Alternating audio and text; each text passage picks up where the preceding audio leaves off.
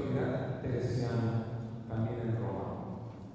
Entonces, cedemos el uso de la voz para al Padre para traer esta conferencia, hacer vida nuestra fe. Esto hacia la praxis celebrativa, comunitaria y en la iglesia doméstica. Bienvenido. Muchas gracias. Buenos días a todos. Es un gusto encontrarlos aquí en esta sede en Toluca de nuestro Congreso Nacional de Música Litúrgica, ¿verdad? En el cual nos hemos trazado un objetivo que quisiera recordarlo. El objetivo de este Congreso es profundizar en la espiritualidad del músico, de la Iglesia, por medio de charlas y talleres que favorezcan la celebración de nuestra fe en el marco del Jubileo 2025, ¿verdad? Del cual se ha estado hablando y la doctora Natalia también nos ha puesto muy en contexto y nos ha hecho profundizar con sus conferencias acerca de este jubileo y sus repercusiones en nuestra vida litúrgica espiritual, ¿verdad? Yo quisiera ahora, por medio de la propuesta que me hizo el maestro Gabriel, hablar sobre precisamente de qué manera podemos hacer vida nuestra fe, ¿verdad? Una propuesta que nos ayude a tener una vida espiritual más conforme a lo que la liturgia de la Iglesia nos invita a celebrar, ¿no? No podemos negar que la liturgia es un acto espiritual, pero también es un acto del Espíritu, ¿verdad? Así que ya de sí la liturgia nos pone en un camino en el cual el encuentro con Cristo a través de la comunidad, ¿verdad?, nos abre el horizonte a la celebración litúrgica. Bien, ahí también hemos puesto como subtítulo de esta conferencia, praxis celebrativa, comunitaria y en la iglesia doméstica, ¿verdad? Bien, nuestro programa para esta conferencia es el siguiente. Primero, hablar sobre la participación litúrgica, ¿verdad? ¿Qué es una participación litúrgica, verdad? Y cuáles son los matices que la conforman, ¿verdad? No solamente participar significa estar presente, sino hay un significado más profundo que vamos a desempolvar. Quizá la mayoría de nosotros ya lo sabemos, pero es conveniente también que desempolvemos esto, ¿no? Para poder anexar a los demás temas que abordaremos. La segunda cuestión que vamos a reflexionar es en torno a la comunidad celebrante, ¿verdad? Decía el Papa Benedicto XVI, el que cree no está solo, ¿verdad? Somos una comunidad celebrante, ¿verdad? El ministro, los ministros, ¿verdad?, quien preside, quien está ejerciendo un ministerio, ¿verdad?, quien está participando también, todos formamos una comunidad celebrante. Entonces, esa comunidad es la que estamos llamados a redescubrir para poder hacer vida a nuestra fe. El tercer punto que vamos a tocar es la iglesia doméstica, es decir, la familia, ¿no?, las pequeñas comunidades, ¿no?, a las cuales pertenecemos la mayoría de nosotros, ¿no? Inclusive quienes son sacerdotes, pues quienes somos sacerdotes estamos a cargo también de una comunidad. Yo soy párroco también en Monterrey, entonces yo también estoy insertado en una comunidad, ¿no? También aquí hay religiosos, hay religiosas, ¿verdad?, que pertenecen a una comunidad. Y esta comunidad pues también es una domus, es decir, es una casa, es un lugar en donde se manifiesta la fe y se vive la fe, ¿no? Y por último, una conclusión final que nos ayudará como a sintetizar lo que hemos profundizado. Bien, pues este es el programa de lo que vamos a reflexionar en esta mañana, ¿verdad?, que he preparado para poder llegar a una conclusión. Obviamente que lo que voy a decir también está muy en sintonía en el contexto del jubileo, ¿verdad?, que estamos viviendo, un jubileo que nos llama a reflexionar en torno a la esperanza, ¿verdad? Esa esperanza que no defrauda, ¿no? Como lo dice el apóstol San Pablo a los romanos, ¿verdad? Esa esperanza que nos mantiene firmes. Bien, primer punto. La palabra participatio, una palabra latina que básicamente significa tomar parte, ¿no? Es una palabra que significa tomar parte. Esta palabra se usa hoy mucho, ¿no? Por ejemplo, en el lenguaje deportivo, ¿no? Voy a participar en una competencia, ¿verdad? En el lenguaje también cultural, ¿verdad? La participación en un taller, ¿no? En un congreso, ¿no? En el ambiente político, pues se habla de participación ciudadana, ¿no? Que es algo que, pues ahorita hemos escuchado, ¿no? Por las recientes elecciones, etcétera, ¿no? La participación ciudadana, que es esa voz, ese ejercicio del pueblo, ¿verdad? También en el lenguaje económico, ¿verdad? Participar o tomar parte en un proyecto, en una obra, ¿verdad? Y así en el lenguaje religioso y eclesiástico, ¿verdad? Dice la palabra participatio no pertenece solamente a la índole religiosa y eclesiástica, sino de manera general también se utiliza, ¿verdad? El sustantivo participatio y el verbo participare aparecen también en las oraciones litúrgicas, ¿verdad? Indicando una relación, ¿no? La relación de mi persona con Dios, ¿no? Es decir, la palabra y el verbo participar nos dan la oportunidad de recordar que nuestra vida entra en relación con Dios a través de la liturgia, ¿no? Participamos de un encuentro con Dios en la liturgia, ¿verdad? También esta participación en la liturgia nos ayuda a vivir una comunicación con Dios, ¿no? La participación en la liturgia mantiene ese diálogo constante con Dios, ¿no? Hay personas que a veces se les dificulta orar, ¿no? Porque no saben qué decirle a Dios, ¿verdad? O dicen, es que yo nada más me la paso pidiendo, Padre, estoy peor que la gente, ¿verdad? Que se la pasa escribiendo la misma intención siempre, ¿no? Y la manera también en la que podemos comunicarnos con Dios, pues es a través del diálogo que hay en la liturgia, ¿no? Ya la misma liturgia nos propone el lenguaje con el que nos comunicamos con Dios, ¿no? Entonces, participar viene a ser, de hecho, una relación, ¿no? Una comunicación, identificación y unión con Dios, ¿no? Es decir, la participación nos da ese canal entre mi persona y Dios, ¿no? Entonces hay que entender así en términos generales y precisos la participación de esta manera para poder ser conscientes de la manera en la que podemos participar, ¿no? Bien, hay un texto que vamos a escuchar, sí, podemos avanzar a la siguiente. Hay un texto que vamos a escuchar en el viernes después del miércoles de ceniza, esta oración. ¿Por qué? Porque pongo como ejemplo esta oración porque la mayoría de las oraciones después de la comunión, de la misa, utilizan el verbo participar, ¿verdad? ¿Por qué utilizan el verbo participar? Porque nos quieren invitar a que mantengamos esa relación con Dios después de haber comulgado, ¿no? La oración postcomunio, es decir, después de la comunión, tiene precisamente ese objetivo, que no perdamos de vista que hemos participado de un evento salvífico que es la Eucaristía, ¿no? Un evento en el cual Dios nos comunica su gracia, nos da a comer su carne y nos da a beber su sangre, ¿no?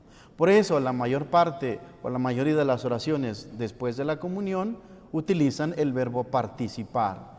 ¿Por qué? Porque nos quieren recordar este evento, este acontecimiento y cómo nuestra relación con Dios se sigue alimentando. Entonces les he puesto este ejemplo, ¿verdad? De tantos que hay, porque será uno que escucharemos dentro de poco, ¿no? Ya sabemos que el 5 de marzo, si no me equivoco, comenzará la Cuaresma, ¿verdad? Con el miércoles de las cenizas.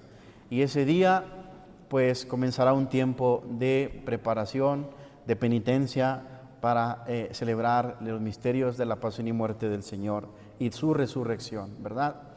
Esta oración dice algo muy interesante. Dice, por la participación en este sacramento, Dios omnipotente, purifícanos de toda culpa, ¿verdad? Estamos en un contexto penitencial, ¿no? De toda culpa, para que podamos recibir los beneficios de tu misericordia, ¿verdad? Es decir, participar aquí no solamente es recibir un bien, digamos, espiritual, ¿no? O sea, sabemos que recibimos un gran bien espiritual, ¿no? Al participar de la Eucaristía, sobre todo cuando comulgamos, ¿no? Pero aquí también esta oración nos recuerda que el Señor se nos da de todo, ¿no? Nos da de todo. Y que nosotros en cada Eucaristía siempre recibimos beneficios espirituales. ¿Por qué? Porque vienen de su misericordia.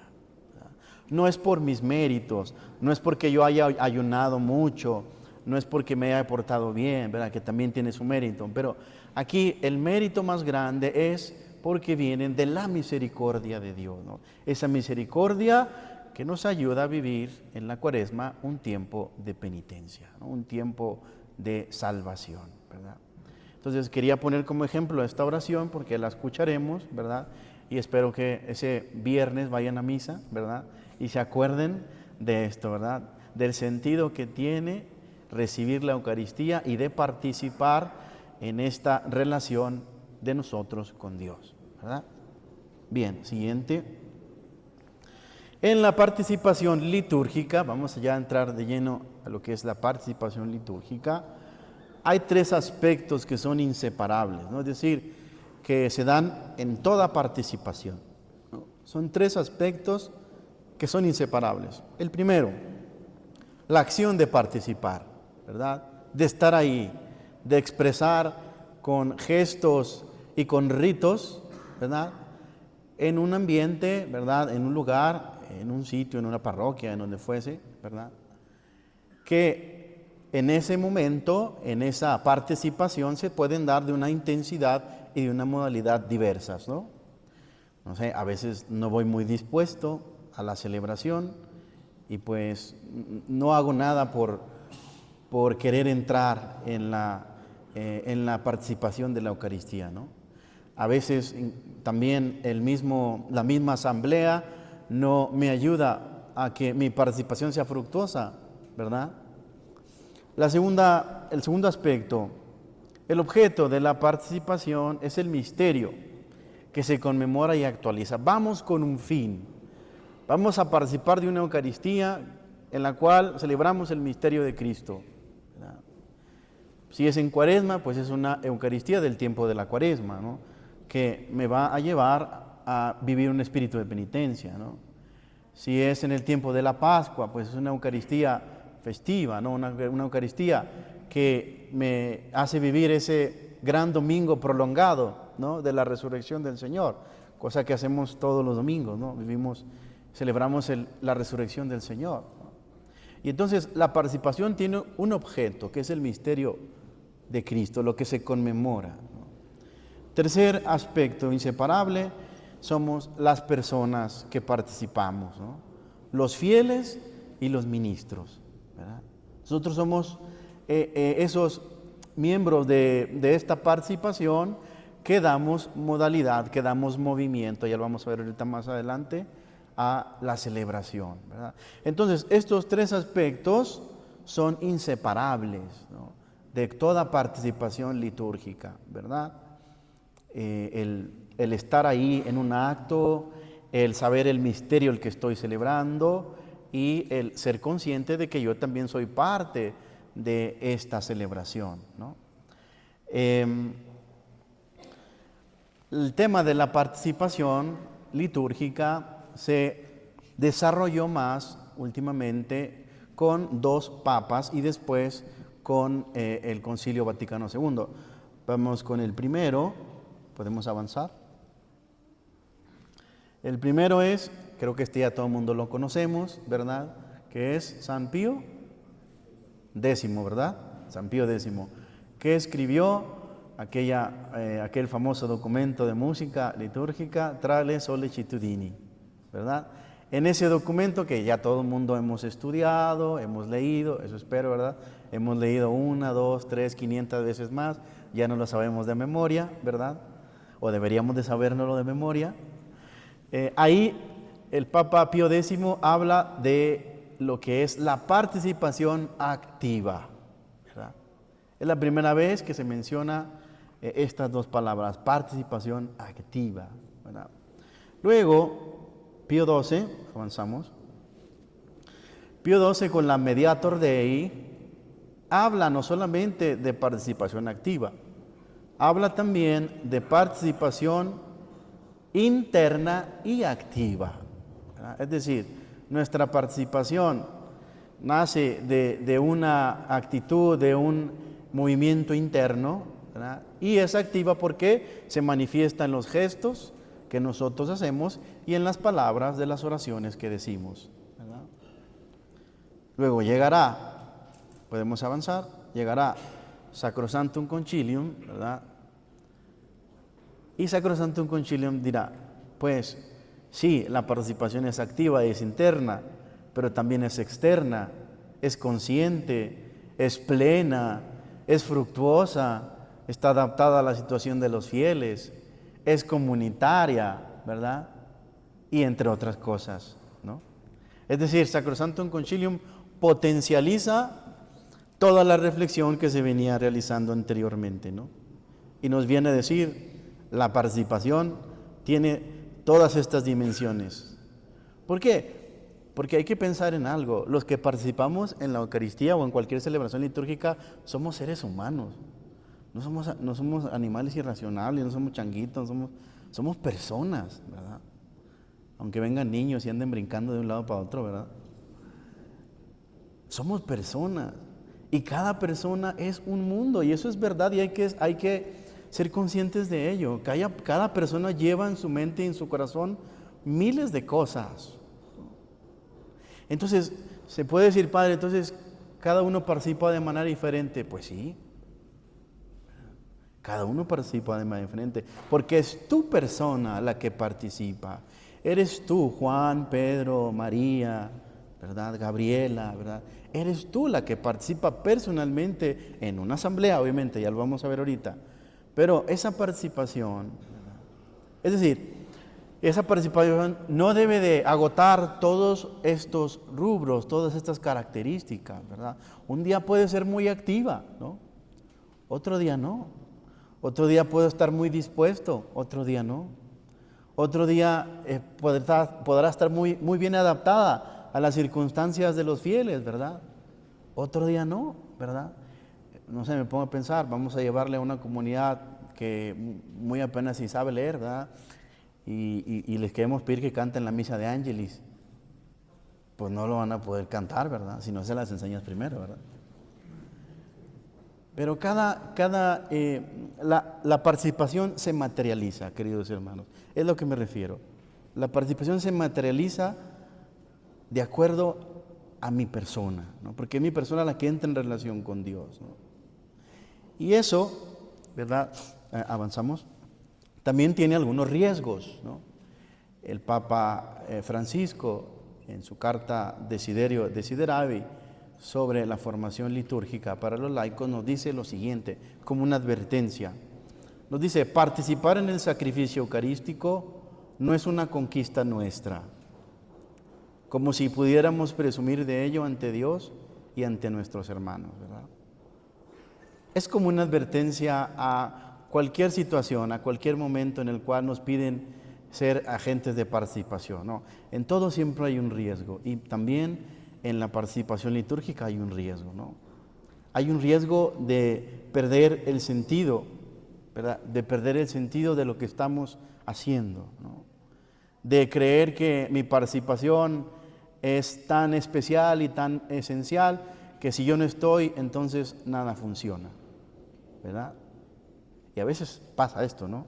A veces nos parece ser tan esenciales nuestra vida, nuestro ministerio, que creemos que si no estamos, pues nada va a avanzar, ¿no? Y esta participación también tiene sus riesgos, inclusive cuando entra en la dialéctica o en la praxis del mundo contemporáneo, ¿no? Yo, por ejemplo, ayer en la misa, por la tarde, yo estaba un poco sentido con el maestro Gabriel, porque a mí no me dijo que el cantoral que se les dio también estaba en versión electrónica, ¿no? Yo cuando iba entrando a la Eucaristía, yo llevaba mi cantoral en la mano, ¿verdad? Porque pues dije, pues para eso es, ¿no? Para eso nos da, ¿no? Para usarla. Entonces yo iba entrando y yo veía que todo el mundo estaba así con el celular. Entonces yo dije, a lo mejor y todos lo tienen en el celular, ¿no? El cantoral, ¿verdad? Todos tienen la versión electrónica del cantoral, ¿no? En su celular, porque yo vi que todo el mundo estaba muy atento al celular, ¿no? Estaba el canto de entrada y todo el mundo así, ¿verdad? Dije, pues qué bobo soy, ¿no? Mejor hubiera descargado el QR y yo también lo hubiera cantado con mi celular, ¿verdad? Sí estaban cantando, ¿verdad? Sí, ¿verdad? Había una versión QR del cantoral, ¿verdad? Para utilizarlo, ¿no? Entonces, bueno, solo por decir, ¿no? A veces caemos en estas prácticas del mundo de hoy, ¿no? Que nos alejan un poco, no crean, nos alejan un poco de esto.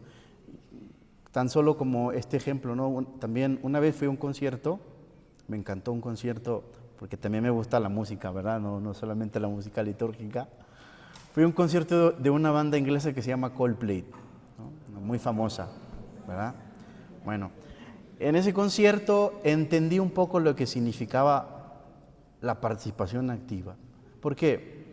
Porque este chico, el vocalista, el Chris Martin, estaba por apenas comenzar una canción muy famosa, ¿no? De esas que todo el mundo salta y se siente que está en el cielo. Ni con el canto de entrada nos sentimos así, ¿verdad? Por más arreglos que le pongamos. Y en ese concierto, en el momento clímax de la canción, cuando ya todo el mundo pierde el aliento y la emoción, ¿verdad? La detuvo, así tal cual, cortó a los músicos, ¿no? Cortó a los músicos y les dijo, vamos a hacer algo. Yo sé que todo el mundo quiere grabar el concierto porque a lo mejor nunca va a volver más en su vida, etcétera, pero no se preocupen, está en internet, ¿verdad? Dije, vamos a hacer algo, vamos a guardar todo nuestro celular, ¿verdad? Vamos a guardar todo nuestro celular y vamos a alzar nuestra mano, ¿verdad? En signo de alegría, ¿no? En signo de que todos estamos viviendo la misma pasión, la misma alegría del concierto, ¿no? Y como que todo el mundo se quedó muy extrañado, ¿no?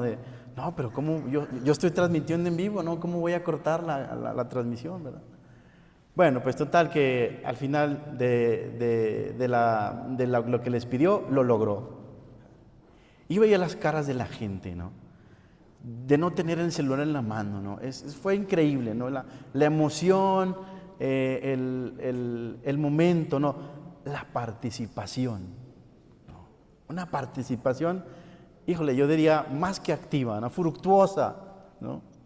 De una participación que me dejó una gran enseñanza. Dije, ahí comprendí un poco qué es lo que significa participación activa, ¿no?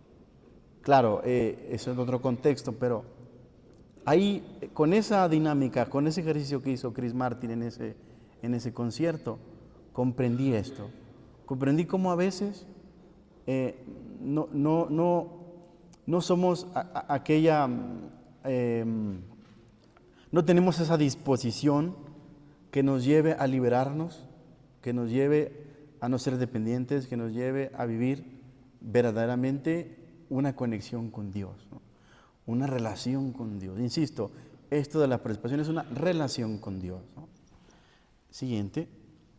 La instrucción general del misal romano, ¿verdad?, nos dice lo siguiente, también muy interesante respecto a esto. Dice, se tendrá que prestar atención a aquellas cosas que se establecen en esta instrucción general, ¿verdad? Es la instrucción de cómo utilizar el misal romano para la celebración de la misa, y por la praxis tradicional del rito romano, y aquellas que contribuyan al bien común espiritual del pueblo de Dios, más que al deseo o a las inclinaciones privadas, ¿verdad? Estas palabras son muy profundas, ¿no? ¿Por qué? Porque le dan un gran sentido espiritual a las celebraciones. Y nos dicen que la práctica del rito romano, que es una práctica de muchos años,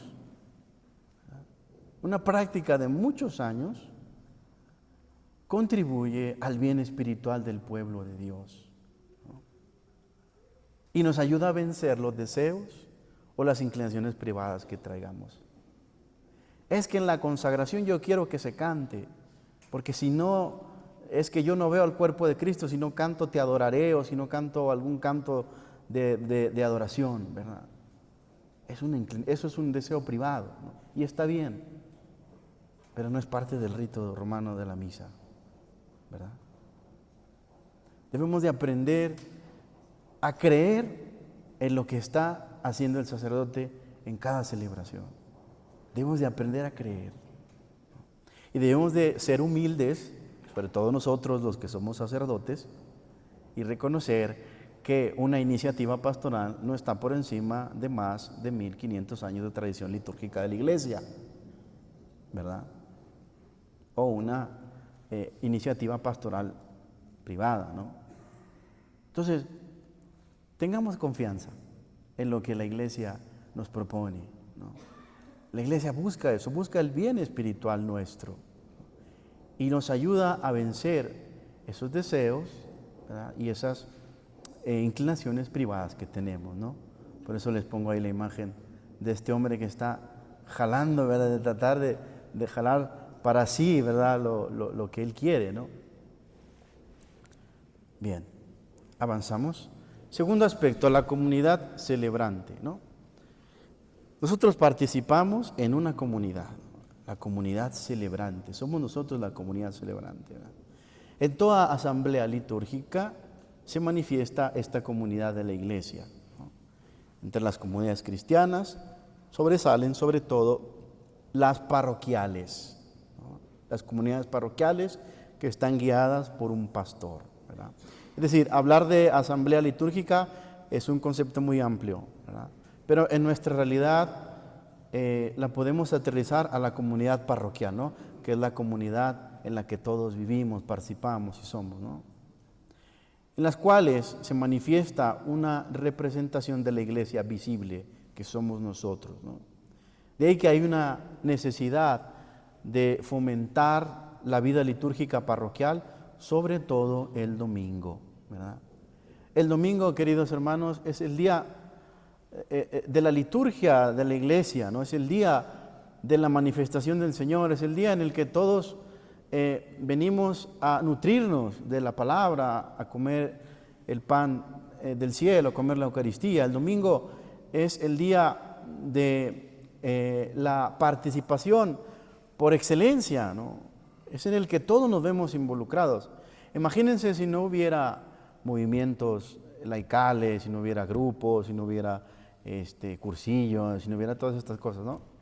Que ayudan mucho, ¿verdad? Que son también parte importante de la Iglesia. Pero si no hubiera eso, imagínense de qué nos sostendríamos.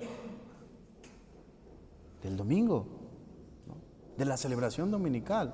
La celebración dominical está estructurada para que sea el alimento más grande de nuestra semana.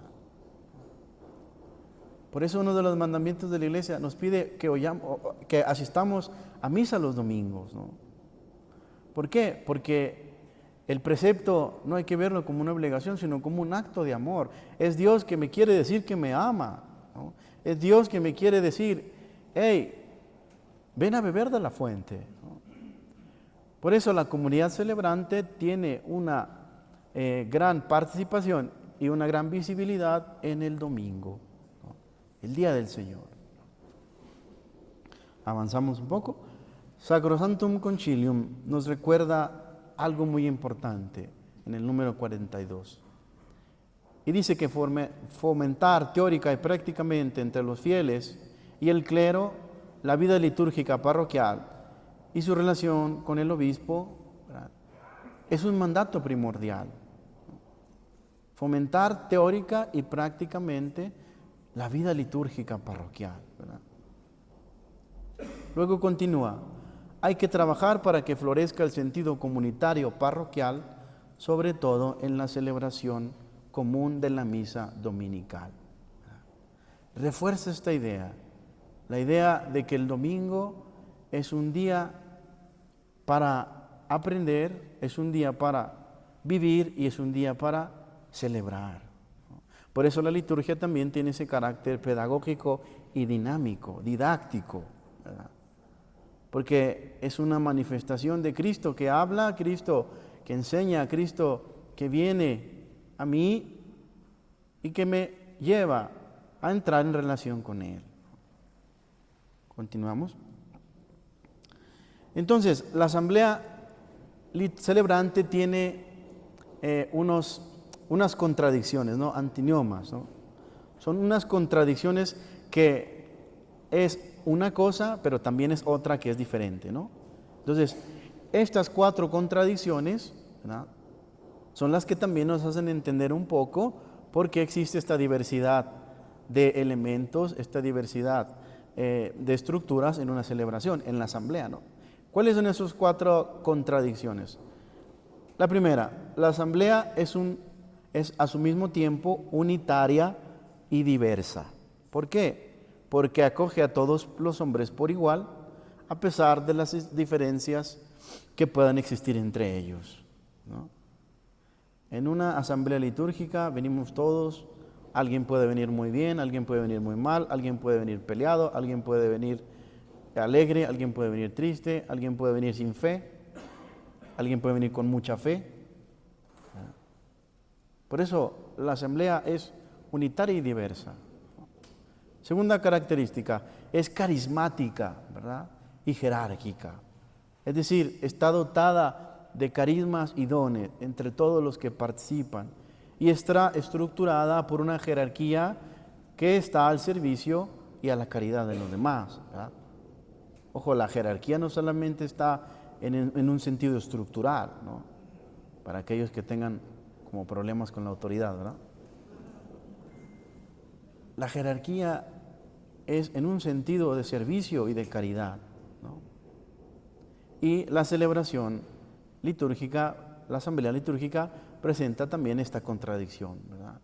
Porque donde puede haber alguien que es muy bueno para predicar, puede haber alguien también que no lo es, ¿no? Porque donde puede haber alguien, por ejemplo, en un coro que cante muy bien, ¿verdad?, puede haber alguien que no lo haga, ¿verdad? Cuando yo estaba en el seminario hablando al respecto, teníamos un maestro de música, ¿no?, que yo tenía un compañero que cantaba muy mal, ¿no?, pero muy mal. Y me acuerdo que él le decía, tú nada más mueve la boca. Decía, tú nada más mueve la boca. Pero este chico tenía una personalidad tan buena, tan alegre, que le daba ánimos al coro, ¿verdad? Entonces se cumple bien esto, ¿no? Él no tenía el carisma del don para cantar, pero tenía el carisma de poder alegrar a la comunidad del coro, ¿verdad? Tercera característica, la asamblea es una comunidad, ¿no?, que supera las tensiones entre lo que es el individuo y el grupo, ¿no? Es una comunidad, ¿por qué? Porque es capaz de mirar más allá de las cosas que nos dividen. Y última característica, polariza y ofrece cauces de expresión y de comunicación a los sentimientos de los presentes, ¿verdad? Obviamente, por ejemplo, en el tiempo de Cuaresma, ¿verdad?, no vamos a cantar qué alegría cuando me dijeron, ¿verdad? Nos has llamado al desierto, Señor, ¿verdad?, a escuchar tu palabra, ¿no? En el tiempo de Pascua, ¿verdad?, los cantos están guiados por una espiritualidad, por un sentido, ¿no?, que nos hacen expresar esos sentimientos, ¿verdad?, de lo que estamos viviendo, ¿no? Y eso también es una característica de la asamblea, ¿verdad? Bien. ¿Continuamos? Vamos con un mito que nos va a dar la entrada a el siguiente punto también, que nos va a motivar en nuestra espiritualidad.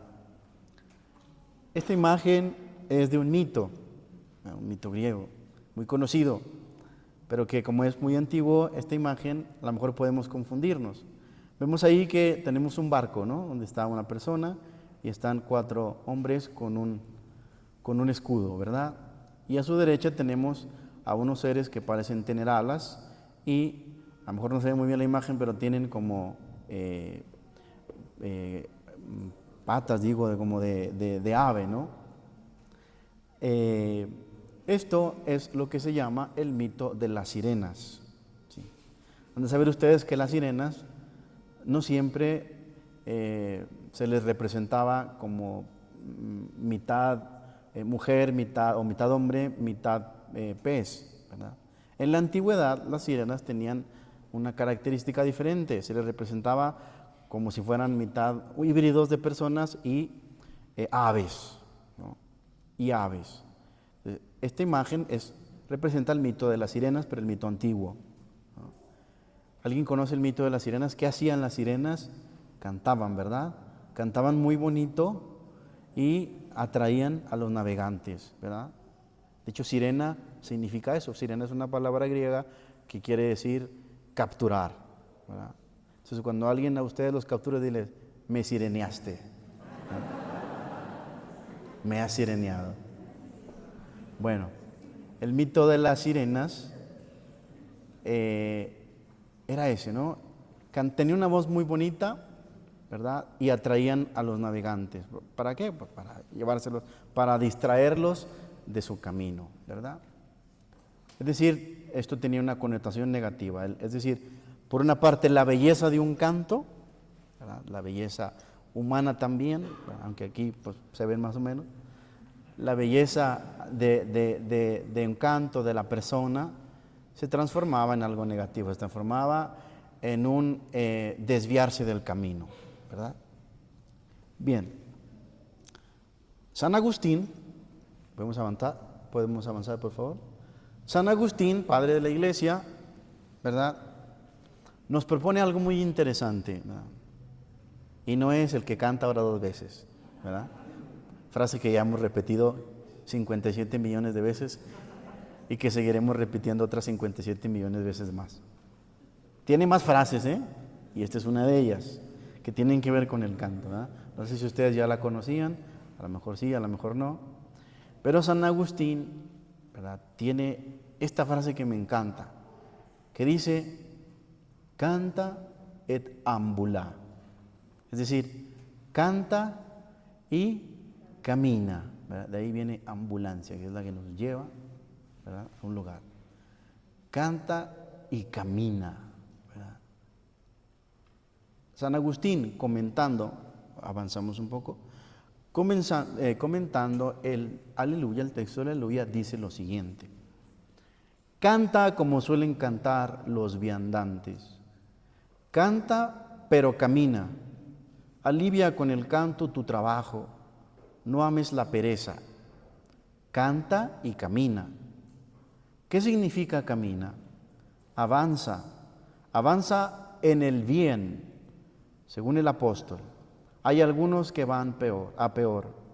Tú, si avanzas, caminas, pero avanza en el bien, en la recta fe, en las buenas obras. Canta y camina. No te salgas del camino, no te vuelvas atrás, no te quedes parado. Qué bonito comentario de San Agustín en ese sermón número 256, ¿no?, sobre el aleluya, ¿no? Esto creo yo que es como una vértebra de la espiritualidad de nosotros, de los músicos, ¿no? ¿Por qué canta y camina? Porque a diferencia, si podemos regresar un poquito a la filmina de la sirena, a diferencia del mito de la sirena, que el movimiento que implicaba desviarse hacia un camino que era equivocado, ¿no?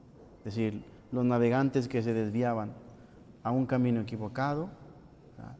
San Agustín nos propone cantar y caminar hacia el bien, ¿no? Es decir, el canto me debe de promover, me debe de mover hacia el bien, hacia la recta fe, como lo dice. ¿Podemos avanzar, por favor, al texto de San Agustín? Como lo dice ahí, ¿verdad? Avanza, sí, avanza, camina, canta, pero en el bien, ¿no? En el bien, en la virtud. No te salgas del camino como los navegantes que escuchan la voz de las sirenas. No te salgas del camino, no vuelvas atrás. ¿Sí? Como dicen por ahí, atrás ni para agarrar vuelo. No te quedes parado. ¿Verdad? ¿Por qué? Porque el canto nos mueve, el canto nos debe de mover al bien, ¿no? Y ahí podemos encontrar una auténtica vértebra de la espiritualidad del músico. Canta et ambula, canta y camina, ¿no? Y camina en la fe, camina con la comunidad que te acompaña, ¿no? Camina cantando, ¿no? Camina sonriendo, camina compartiendo lo que estás cantando, lo que le estás ofreciendo a Dios como oración. Creo que San Agustín en esto nos enseña mucho, ¿no? Y más que decir del canto del aleluya, ¿no? Que por cierto, hay una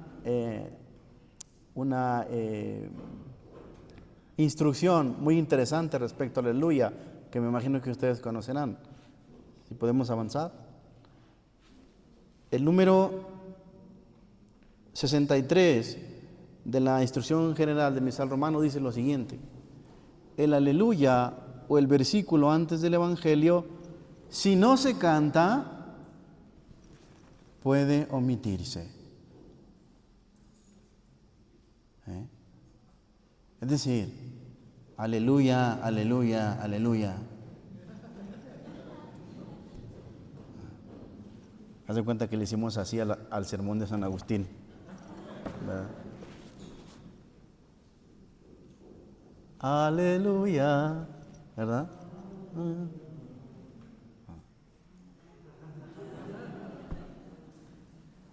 Qué interesante, ¿no? Qué interesante cómo la Instrucción General del Misal Romano, con estas pequeñas palabras, nos da una gran enseñanza, ¿no? Nos da una gran enseñanza acerca del aleluya, ¿no? El aleluya, hermanos, es precisamente esa enseñanza de San Agustín también. Es el canto que nos mueve. Es el canto que nos mueve al bien, ¿no? ¿Cuál bien? Al Evangelio, ¿no? Nos lleva al Evangelio. El canto es el aleluya que nos encamina al Evangelio, ¿no? Al Evangelio que es la voz de Jesucristo, ¿no? Por eso el saludo inicial, ¿no? El ángel que prepara a la escucha del Evangelio, ¿no? Es Jesús el que habla en el Evangelio, es Jesús mismo el que habla en el Evangelio, ¿no? Y el aleluya es ese canto que nos mueve, que nos hace caminar a escuchar el Evangelio de Jesucristo, ¿no? El Evangelio de Jesucristo, la buena nueva, ¿no? La buena nueva de Dios. Por eso, esta enseñanza de la Instrucción General del Misal Romano, ¿verdad?, nos debe seguir como haciendo eco, ¿no?, de las palabras de San Agustín. Nos debe seguir haciendo eco también en nuestra participación, en la interiorización que llevamos, ¿no?, en la manera en la que nos preparamos para escuchar al Maestro, ¿no? Saben ustedes que en la liturgia del Congo hay un rito muy particular en el momento del aleluya, en el momento del Evangelio. En el rito congolense, ¿verdad?, que tiene muy pocas adaptaciones de respecto al ordinario de la misa, ¿verdad?, cuando las personas van a escuchar el Evangelio se quedan sentadas, no se ponen de pie, ¿no? ¿Por qué se quedan sentadas? Se quedan sentadas porque el que les va a hablar es el Maestro. Y ellos, en su cultura, ¿verdad?, es una ofensa escuchar al Maestro estando de pie. Es una ofensa escuchar a quien me va a enseñar estando de pie, ¿no? Por eso una adaptación cultural de la liturgia del Congo es esa. Los que participan de la celebración se quedan sentados, porque es el maestro el que va a hablar. Es el maestro el que viene a enriquecernos con un bien grande, ¿no? Con su palabra, ¿no? Canta y camina, busca el bien, avanza. Tercer punto, iglesia doméstica. Yo quise rescatar, cuando el maestro Gabriel me pedía este punto en concreto, quise rescatar estos números que les recomiendo que lean en su casa de Amoris Laetitia, esta exhortación apostólica del Papa Francisco sobre el amor en la familia, ¿no? Porque ahí el Papa Francisco habla de algo muy interesante.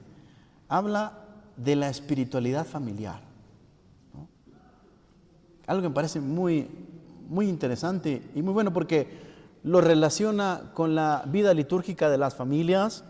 Creo, si no me equivoco, creo que es el primer documento que habla de una vida litúrgica familiar, ¿verdad? Y la relación con la Eucaristía. El Papa dice en el número 223, es preciso resaltar la importancia de la espiritualidad familiar, ¿no? De la oración y de la participación en la Eucaristía dominical, ¿verdad? Volvemos al tema que habíamos tratado anteriormente. Y alentar a los cónyuges a reunirse regularmente para que crezca la vida espiritual y la solidaridad en las exigencias concretas de la vida, ¿no? Liturgias, prácticas de devoción y Eucaristías celebradas para las familias, sobre todo en el aniversario del matrimonio, son ocasiones vitales para favorecer la evangelización mediante la familia, ¿no? El Papa nos da estas acciones concretas, ¿no? Me llama la atención que a veces hay aniversarios matrimoniales y nada más vienen los esposos, ¿verdad? Y les pregunto, ¿tienen hijos? Sí, padre, tenemos 5 hijos. Pues serán unos hijos de su mamá y de su papá, ¿verdad? ¿Verdad? Es curioso eso, ¿no? Es como, pues, ¿qué están celebrando? ¿Están celebrando su amor individual o qué, ¿no? Me llaman la atención esas cosas, ¿no? Por eso el Papa dice, pues el aniversario matrimonial es la fiesta de la familia, ¿no? Aunque no se vayan a comer o a cenar o lo que fuera, pero es la fiesta de la familia, es un impulso litúrgico, ¿no? Es una manera de vivir la espiritualidad familiar, ¿no? Sobre todo en la Eucaristía, ¿no? En donde se ve también la expresión de la gran familia que es la iglesia, ¿verdad? Bien, les recomiendo la lectura de estos números porque el Papa da otros consejos para fortalecer la espiritualidad familiar, ¿verdad? Que son muy interesantes y que nos pueden ayudar precisamente a eso, a vivir mejor la espiritualidad familiar. Igualmente, el Papa Francisco nos advierte de otra cosa, de la cual ya he hablado al inicio de esta comunicación. Él dice en Spes non confundit, ¿no? En la bula del jubileo, ya no se tiene tiempo para encontrarse y a menudo incluso en las familias se vuelve difícil reunirse y conversar con tranquilidad. Yo le digo a la gente, mejor hagan un grupo de WhatsApp familiar y ahí se comunican más fácil, inclusive cuando están comiendo, ¿verdad? La paciencia ha sido relegada por la prisa. Ahora vivimos en una cultura del fast track, ¿verdad? ¿Saben qué es fast track? Es el rápido, ¿no? El quiero subirme al avión primero que todos, ¿no? Ocasionando un daño grave en las personas, ¿no? Hay mucha gente que se siente sola. Hace algunos años leí un estudio el índice de suicidios, por ejemplo, en Austria, era muy alto y era entre las personas que tenían 18 y 25 años, porque era la edad en la que se iban a vivir solos, ¿no? De hecho, ocupan su lugar la intolerancia, el nerviosismo y a veces la violencia gratuita que provocan insatisfacción y cerrazón. Este es el contexto del mundo de hoy, queridos hermanos. Ese es el mundo de hoy. No es el que vemos en las películas, ¿verdad? El que leemos en los libros. Este es el mundo de hoy, ¿no? Es el mundo que tiene el gran reto de hacer partícipe la presencia de Dios, ¿no? Y que todos tenemos el reto de hacer que este mundo conozca a Dios, ¿no? Hay un sacerdote, avanzamos, el padre Patrick Peyton, ¿alguien ha escuchado hablar de él? El padre Patrick Peyton es aquel que dijo la famosa frase: la familia que reza unida permanece unida. La familia que reza permanece unida, ¿no? El padre Patrick es de origen irlandés, tuvo tuberculosis y está en proceso de canonización. Y la Virgen María lo curó cuando él estaba rezando el rosario, ¿no? Y de ahí él entendió que tenía que hacer algo al respecto y comenzó el apostolado del rosario en familia, ¿verdad? Un apostolado que se ha difundido muchísimo, ¿no? Un apostolado que ha ayudado a las familias a mantenerse unidas y que nos recuerda precisamente eso. Inclusive una parroquia, ¿no? Una parroquia que también tiene diferencias. Una parroquia es como una familia, ¿no? En las que hay diferencias, o en los grupos también hay diferencias, ¿no? ¿Cómo nos mantenemos unidos a pesar de las diferencias? Pues por medio de la oración, ¿no? La oración nos hace levantar a Dios la voz, aunque no estemos en las condiciones mejores, ¿no? Aunque no estemos comunitariamente muy sanos, ¿verdad? Pero al fin de cuentas rezamos todos juntos, ¿no? Por eso es la invitación del padre Peyton a permanecer unidos en oración, ¿no? Siguiente. Conclusión.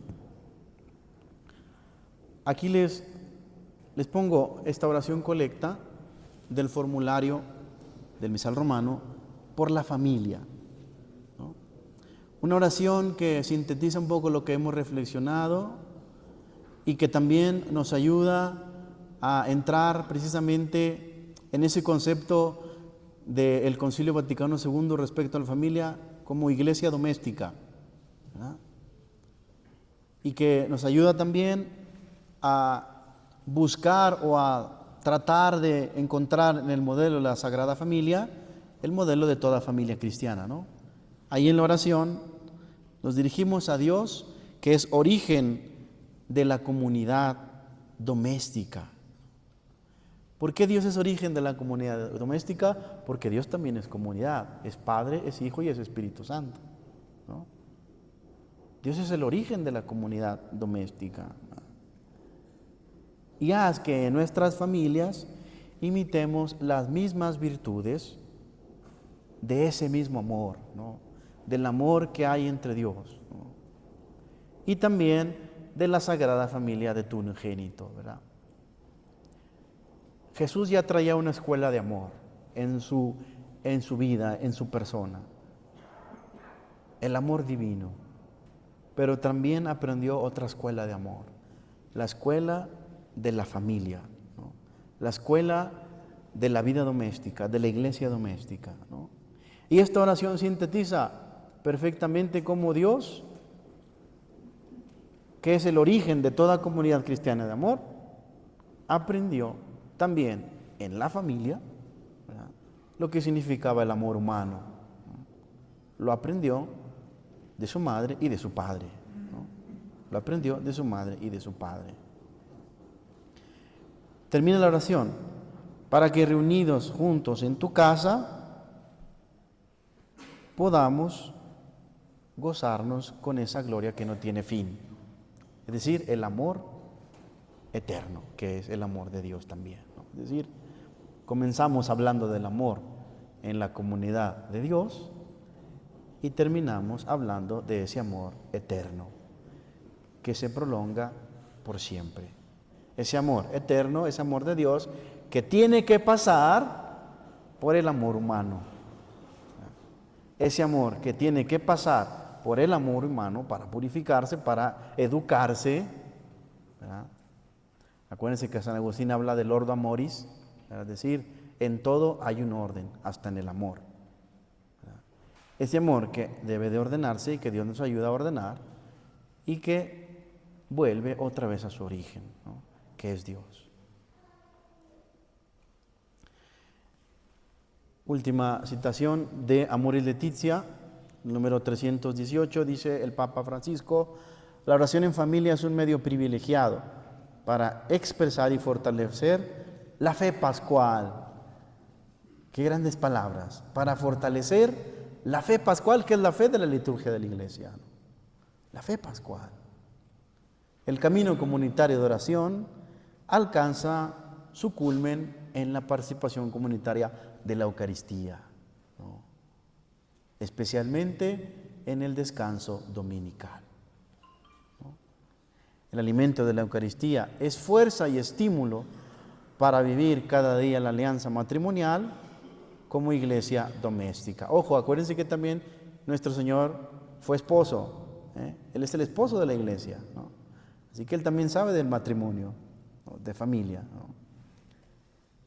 Para poder llegar a este culmen, a esta iglesia doméstica de la cual habla Lumen Gentium.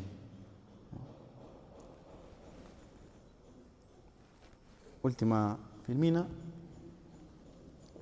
Termino con esta frase, ¿no? Que no es ni de un teólogo, ni de San Agustín, ni de una teóloga, es de Mercedes Sosa. Dice, ¿sí saben quién es Mercedes Sosa, verdad? Argentina. Dice, el canto es una ceremonia de amor del artista para con el público. Recuerden que cuando ustedes están cantando, están alimentando una relación entre Dios y su pueblo, una relación de amor, ¿no? Una relación de vida, ¿no? El Señor nos ayuda a todos a lograr precisamente este objetivo, que este amor de las personas con Dios se dé a través de nuestro canto. Muchas gracias.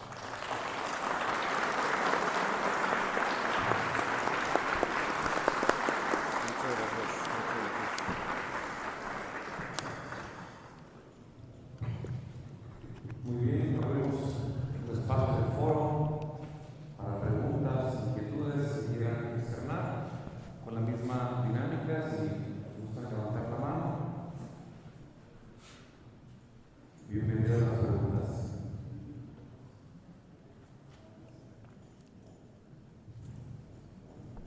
Al lado izquierdo, por favor, de mi lado izquierdo.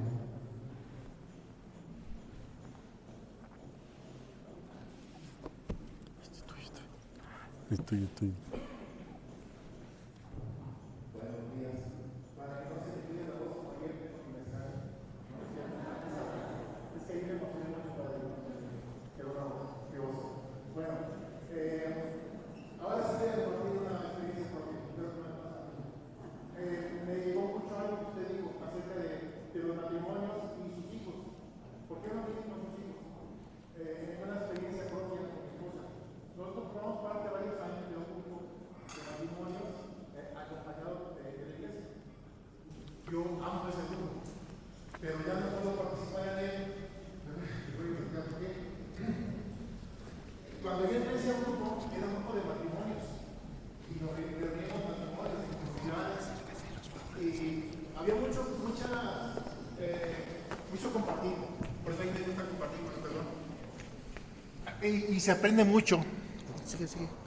Se aprende mucho compartiendo con otros esposos, con otros matrimonios, porque te das cuenta de los problemas tuyos no son los únicos, todos pasamos por lo mismo. Pero yo dejé de asistir, mi esposa y yo dejamos de asistir a ese grupo porque comenzaron a liderarlo, por lo menos allí en Ciudad Victoria, matrimonios muy jóvenes. Y esto es muy bonito porque llevaban a sus hijos y bien padre, ¿no? Y la pasaban muy bien. Pero yo tengo una niña de 28 años en mi casa. O sea, tengo una hija que tiene un retraso y se les dice especiales, ¿no? Personas especiales. Y tiene un carácter bien especial también, sí. Es difícil. Mi hija lamentablemente no puede convivir así con mucha gente porque empieza así. Y ya coincide la mirada y cree que la están observando, ¿no? Y eso es muy, muy difícil para nosotros y para ella. Entonces, nosotros dejábamos a nuestra hija en casa para ir a convivir con familias, con sus hijos. Dijimos, pues no, vamos a quedarnos en la casa con nuestra hija mejor. Y ese grupo nos enseñó mucho, la verdad. Nosotros, mi esposa y yo, no hacíamos oración, y juntos menos, y ahí aprendimos. Nosotros no bendecíamos los alimentos en casa, y ahí aprendimos. Al principio nos daba pena hacerlo en un restaurante, y ahora no nos da pena. Bendecimos y con mucho gusto y con mucho amor, y en casa siempre lo hacemos sin fallar. Entonces muchas veces nos damos cuenta que realmente la célula de la verdadera vida de una sociedad es el matrimonio. Lo que usted decía muy importante, hay países en los que los hijos se van en la adolescencia a vivir solos y hay mucho suicidio porque no tienen quien los cuide. Eso es muy importante y muy triste en otros países. Entonces, yo tengo una hija de 28 años, como le decía, mi esposa y yo, pues va a ser nuestra niña para toda la vida. Y es una angustia pensar qué va a hacer de ella cuando, perdón, mezcal, cuando no estemos. Y es fuerte, ¿no? O sea, ¿a quién se le vamos a dejar? Y a veces realmente ni nosotros la aguantamos, o sea, es especial una persona así. Entonces, sugerencia, fortalezcan su matrimonio con la oración, con la compañía. Primero su matrimonio. Yo sé que hay esposos que salen los domingos y van al fútbol y van al juego y todo. Nosotros no, preferimos estar. Cuando salimos, por supuesto, estamos en casa siempre mi esposa, mi hija y yo. O sea, va a ser la familia por toda la vida. 2 hijos mayores pues ya se fueron de la casa. Pero ese es nuestro matrimonio y ya está incluida nuestra hija para toda la vida. Entonces, perdón, no es una pregunta, es un compartir. Fortalezcan su matrimonio porque ahí está el verdadero sentido de la sociedad. Gracias. Sí, me permite nada más decir una cosa. El Papa Francisco también habla de algo muy interesante y que nos puede ayudar respecto a lo que ha compartido nuestro hermano. Dice que la familia es como el hospital del corazón. Es donde se cicatrizan las heridas que vamos cargando, que vamos adquiriendo fuera de casa, ¿no? Entonces el Papa invita a que la familia sea como un hospital, ¿no? Donde las heridas se curen y se curen con el amor, ¿no? Con la atención, con la escucha, ¿no? Esto que les compartía del índice de suicidios en este país de Europa, pues se daba también porque las personas no sabían cómo afrontar la soledad, no sabían cómo vivir sin hablar pues físicamente con alguien, ¿verdad? Entonces, lo que decía aquí el hermano, ¿no? La familia debe de ser ese hospital del corazón, ¿no? Sí, buen día, padre. Hablaba de la instrucción del misal romano sobre la aleluya. En ese sentido, ¿qué dice sobre el santo? Pues mira, ahorita de memoria, no me sale la instrucción general de memoria, ¿verdad? Pero yo entiendo, así como la enseñanza y lo que es claro es que se debe de cantar, ¿no? Okay. O sea, eso sí lo tengo muy claro, ¿no? Que siempre se debe de cantar, o buscar la manera de que se cante siempre, ¿no? Que se omita, no creo que diga que se omita, ¿verdad? Pero eso es lo que de momento te puedo decir. Tendría que buscarlo ahorita y me tardaría un poco en, porque te digo, no me sé de memoria la instrucción general, pero creo que podría ir así. Es decir, que se cante siempre. Sí. Ok, gracias. Sí. Ahondando un poquito, cuando se nos invita a este momento del santo, nos unimos a los coros de los ángeles, no diciendo. Y cuando la liturgia dice diciendo es cantando, porque la liturgia nació siendo cantada en su totalidad. Por algunas razones que hay que estudiar también, algunas cosas se dejan de cantar, pero todos tenemos que cantar. ¿Otra? Vamos a instituir, aquí ya nos estamos quizá pareciendo a esas asambleas donde diario la misma señora lee la lectura. No necesitan ser instituidos preguntadores, ¿verdad? Para que pregunte cualquiera, para que no esté preguntando yo siempre. A propósito de esa parte del misal romano, ¿no? Que era, desde que yo era niño era broma, porque en alguna edición quizá estaba la rúbrica y subió el lector y dijo, aleluya, aleluya, si no se canta se omite. Así lo hizo, ¿no? Y comentábamos aquí, por lo bajo, que habrá que ver en cuanto a la traducción de la instrucción del misal, si se refiere exactamente a la aclamación, la expresión aleluya, o en su caso honor y gloria, dice ahí versículo, pero incluye el verso bíblico. También comentábamos el valor que tiene como siempre como clave de lectura del Evangelio, ¿no? Que suele tener, se omite todo, o se puede decir solo el verso a manera de antífona sin aleluya, o qué más podemos sacar de ahí. Pues mira, de entrada se refiere a la aleluya en sí mismo, ¿verdad? No dice versículo, ¿no? Se refiere a la aleluya, ¿no? Y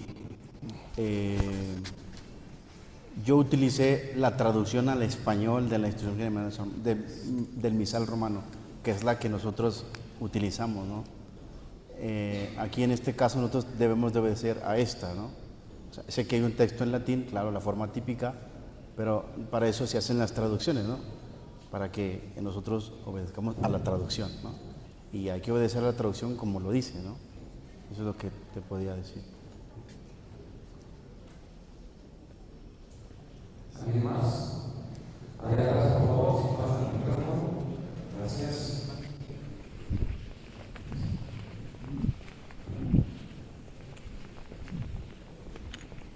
Hola, mi pregunta va...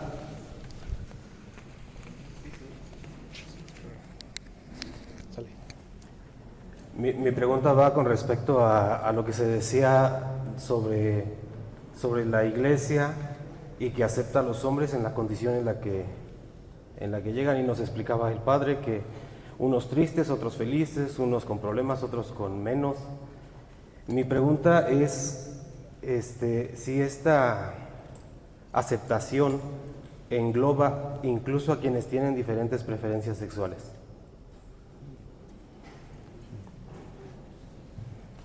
Sexualmente es distinto, es diverso. ¿Qué cosa? Que si se aceptan igual mi servicio. O sea, yo creo que la cosa es, la iglesia lo que ha dicho es...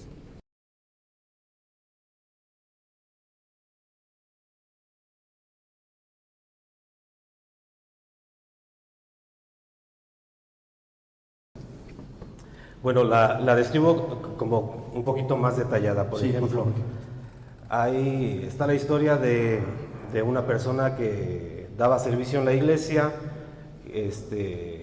como organista. Esta persona era homosexual, bueno, es homosexual, se consigue una pareja igual del mismo sexo y se le niega el seguir dando el servicio, aunque daba un buen servicio. Bueno, es que ahí yo no sé cuáles sean los criterios o sea, por el hecho de una tendencia, ¿verdad? De entrada yo creo que no se podría rechazar, ¿verdad? Porque tanto es humano como el que es heterosexual como homosexual, ¿verdad? No, eso no es problema. Yo no sé ahí cuál es el criterio que siguieron para eso, ¿verdad? Es que como no soy de dónde vienes tú, no te podría dar la respuesta como precisa, ¿no? Exactamente. No sé si me explico, pero así, por el hecho de una tendencia o de tu sexualidad, pues obviamente que eso no, ¿verdad? Pero más no puedo decir porque es un caso muy concreto, ¿verdad? No conozco las razones más a profundidad, no conozco el criterio que siguió el párroco, el obispo que te lo tenga, ¿sabes? Entonces, de momento solo te podría decir eso. Sí, gracias.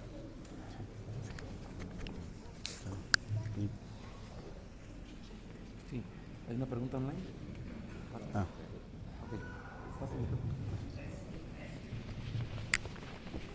Comentó que 1500 años de tradición litúrgica estaba sobre los criterios personales.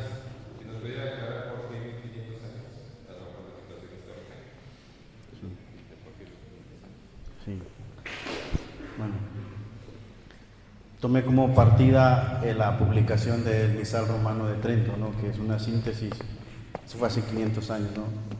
Que fue una síntesis de una primera reforma, ¿no? del Misal Romano, ¿no? Dije 1500 años porque los primeros 500 años de la Iglesia existían libros litúrgicos que se llamaban órdenes, ¿no? Que eran los que decían cómo celebrar la Eucaristía. Luego surgieron los sacramentos, luego surgieron los primeros libros litúrgicos, ¿verdad? Donde ya se contenían oraciones, donde ya aparecían los ritos, ¿verdad? Entonces, a partir del siglo VI, ¿verdad? Más o menos, comienza ya una tradición litúrgica de ritos y de oraciones, ¿no? Entonces yo me refería a eso, que hay una historia de textos y de ritos que recoge la sabiduría de la Iglesia, ¿verdad? Bíblica, patrística, teológica, ¿verdad? Y un criterio personal o una iniciativa pastoral no puede estar por encima de eso, ¿verdad? Es que eso es algo muy evidente, ¿no? O sea, no puede estar por encima de la sabiduría de la Iglesia, ¿verdad? Es que a mí se me hace como pues una pretensión muy alta, ¿verdad? Creer que una iniciativa pastoral puede estar por encima de la sabiduría de la Iglesia, ¿no? En ese sentido lo dije. No, es el mío. Yo creo que ya terminamos. ¿Ya? Muy bien, pues cerramos este momento de foro abierto. Agradecemos a Monseñor Secretario que está también aquí entre nosotros, porque queremos entregar el siguiente diploma de reconocimiento a la hermana Natalia Lana Grasa, Orden de San Benito, por su presencia invaluable en el 47º Congreso Nacional de Música Litúrgica. Si nos pasar, hermana, por favor.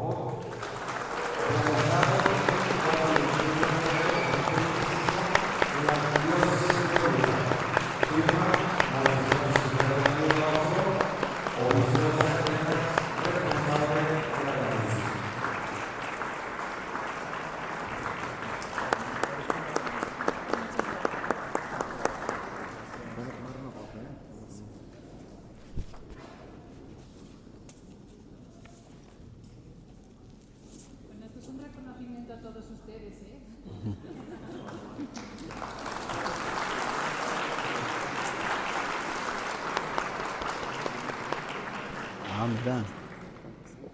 También el padre Manuel Antonio se entrega un obsequio, artesanía aquí de Metepec, el árbol de la vida. Un aplauso.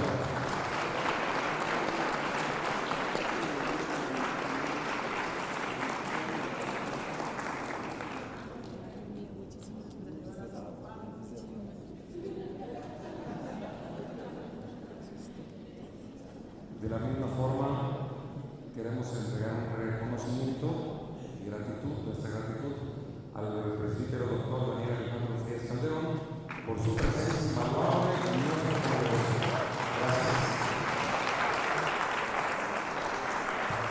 Gracias. Muchas gracias, Monseñor. Por acá.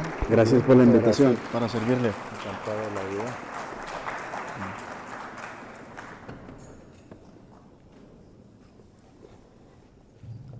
Asimismo, se le entrega Uy, qué bonito, muchas gracias. el Muchas árbol gracias. de la vida, la artesanía aquí de Metepec. Gracias, gracias. Pasamos adelante para que tome una foto. Sí.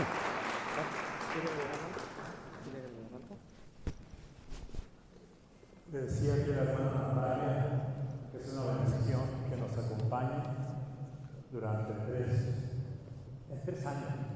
En 3 años. Gracias, hermano. Estoy seguro que volvemos a hablar y vuelves a decir sí. Es una garantía. Es una garantía. Muchas gracias, Padre Daniel, por compartir lo que han aprendido, lo que han estudiado y siguen estudiando. Porque aquí está otro libro vivo que también tenemos que aprender a estudiar, a leer y después a compartir. Muchas gracias por su presencia. Al contrario. Gracias.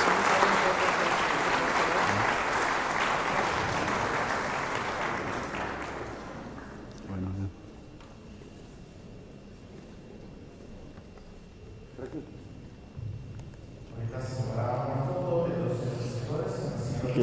qué chulo está, ¿no? A ver.